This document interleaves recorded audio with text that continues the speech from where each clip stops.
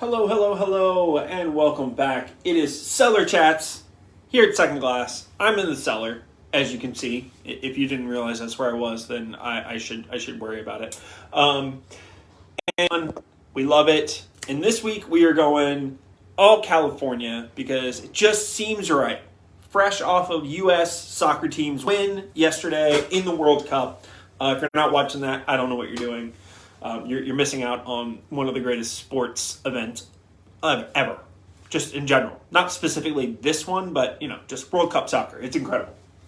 Anyways, fresh off the U.S. win, we're going all California, and we're keeping it central. Central Valley, Central Coast, centralized California. That's what we're doing. We're going to start it off with the ever-favorite Presqu'ile Chardonnay. Can't get tired of that. It's a great wine. Move into Monte Cellar's, their Primitivo, which is really cool and different.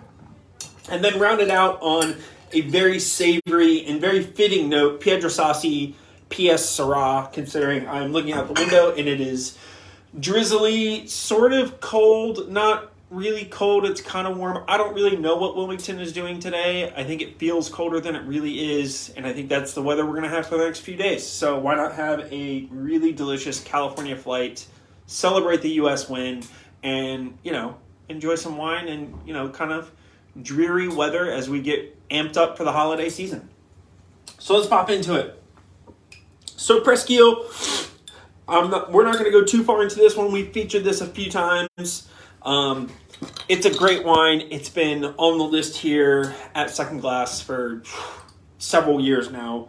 It's always a good go-to. The quality of the fruit, what's in the bottle, and the price point just makes it a killer wine year in and year out.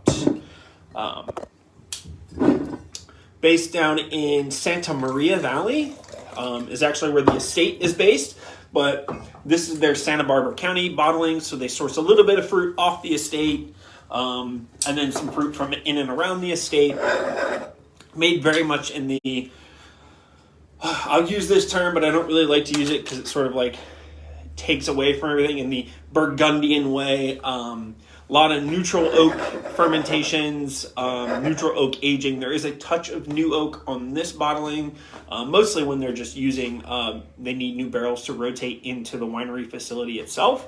And because they make a much larger amount of this wine, a little bit of new oak isn't going to be quite as noticed. If they were to use it on some of their higher end cuvées, it would really stand out. And they don't really want that oak flavor to stand out so much, but they need to rotate through barrels. You can use them for a long time, but particularly in white wine, it's not super common. You can run into a lot of issues. Anyways, we're not going to go that way. What I like about this wine, and I think I've said this every time I talk about this wine, you could probably go back to all the video history and look at every time I talk about Presqu'ile, I probably say the exact same thing. I love pouring this wine for people who think they don't like Chardonnay. Because although it has the texture and the kind of orchard fruit characters that you expect from Chardonnay, it is so much cleaner and fresher, and it is not that buttery oak bomb. There's nothing wrong with those buttery oaky wines. If that's what you love, that's amazing. You should drink those. But so many people who don't like particularly California Chardonnay, don't like it because they don't like that flavor. And this is a one that does not have that, so it's always fun to get people turned on to it. Again, a little bit of lemon, kind of apples, pears, really vibrant, good minerality, kind of that like sense of freshness without, really having another term to describe it.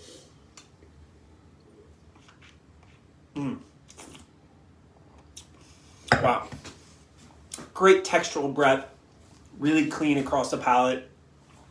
Just a touch of like kind of nutty complexity, which just adds to like that beautiful character of the wine.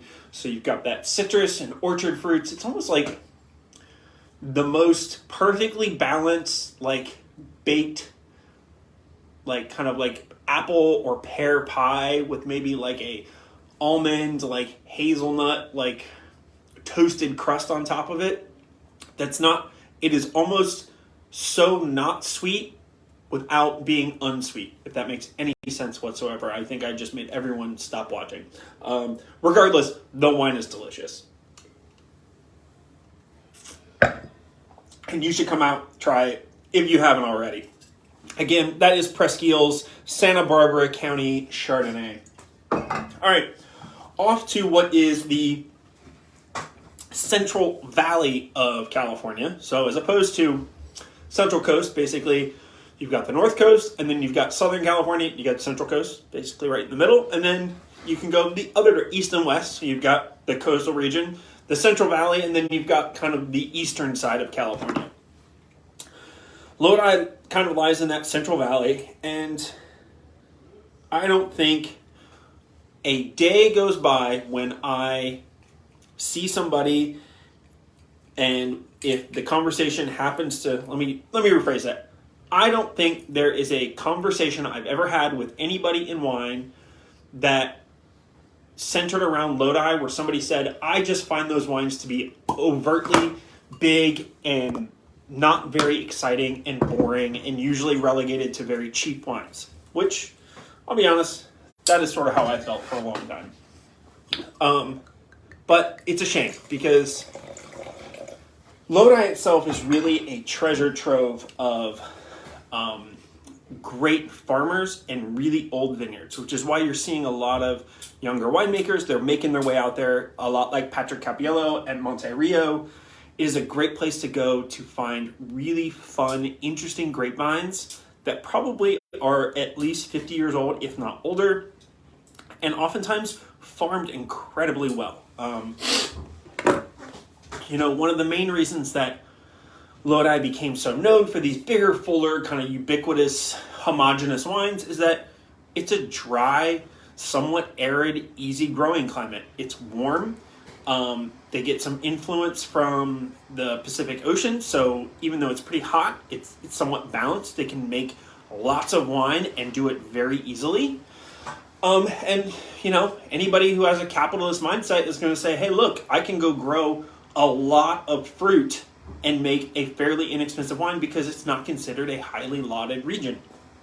So that's what happened. Big commercial wineries used a lot of fruit from this area to make lots and lots of wine that were subpar or just fine. And it sort of ruined the reputation of what is a very old, really fascinating growing region. Now, fast forward to now, a lot of young growers are sort of taking advantage of the same thing that these commercial wineries were doing, except for in a way that is focused on great quality. So getting contracts with really amazing farmers where like these guys, where this Primitivo comes from, and all of the stuff that Monte Rio makes, which is almost exclusively from Lodi, from organically farmed or biodynamically farmed vineyards that are also dry farms. So these are farms that have loads of care and attention given to them, but have been overlooked for years. And these guys are really highlighting it. And I love that. So Primitivo, if you're not familiar, is the Italian term for what we know as Zinfandel. Now, technically, this is a different clone than Zinfandel, but they have a lot of similar characteristics. DNA matches. It's just a slightly different clone. We're not going to get too nerdy on this. But what you can expect is some brambly fruit, lots of dried herbs, good texture, good richness. Patrick makes all of his wines kind of in a similar way, where they're done in like stainless steel or concrete tanks. He does a fair amount of whole cluster, so you get this lifted aromatic kind of liveliness to the wine that you maybe wouldn't be familiar with if you're used to drinking California Zins. But it's probably more attuned to what, that whole cluster inclusion. It's a little bit more attuned to what like Zinfandel might have tasted like in the 1800s, well before commercial distemmers were either a thing or widely available. To make wine, they just threw them in there. They didn't hand destem everything. They probably destemmed what they could, and what stems ended up in there. So it just lends itself to this kind of savory, really beautiful, very California, but just a little more nuanced in a way. To me, lots of like black pepper, blackberry, almost like black licorice characters.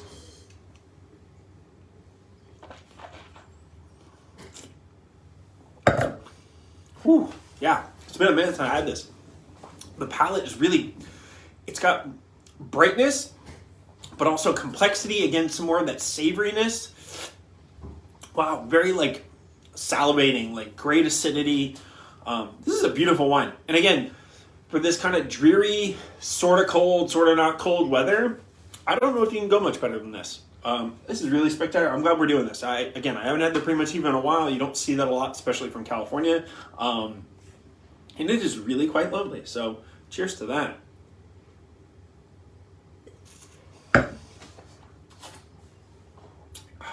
Again, that is Monte Rio Cellars, their Lodi Primitivo. All right. Moving into 𝘗𝘀𝘧𝘂, the PS Syrah, fan favorite around here.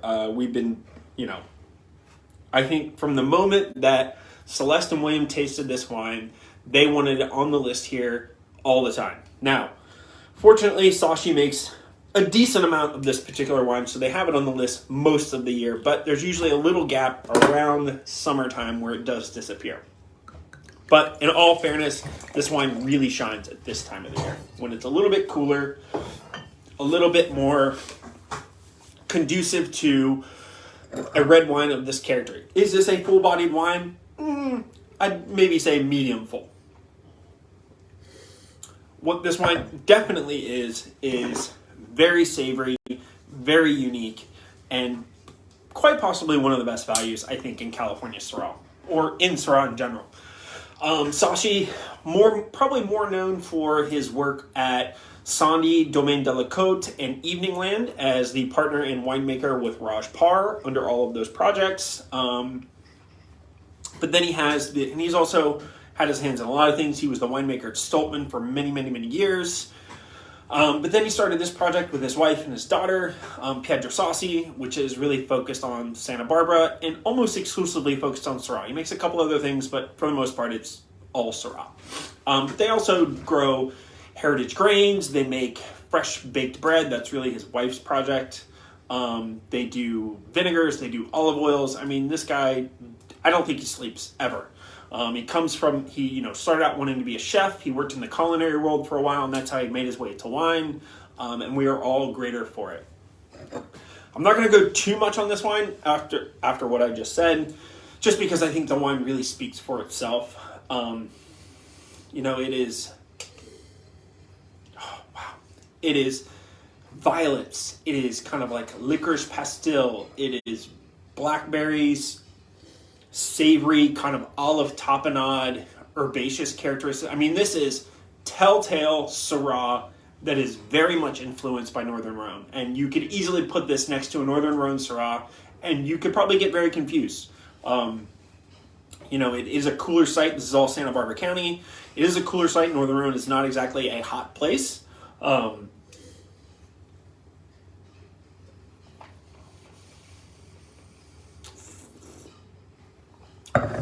Loads of freshness. Oh man, a lot of freshness.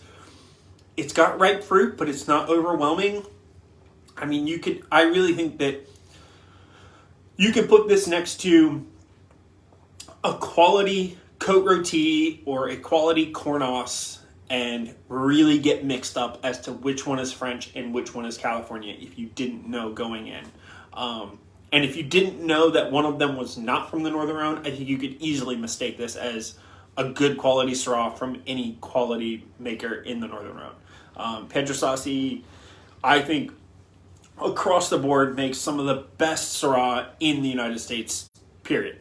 I mean, I sell a lot of Syrah, and I think a lot of them are really great. There's just something special about these wines, and I mean, you guys got to taste it to see what I mean. So come in, have the flights, have some great food, enjoy yourselves, be good to others, and I'll see you next week.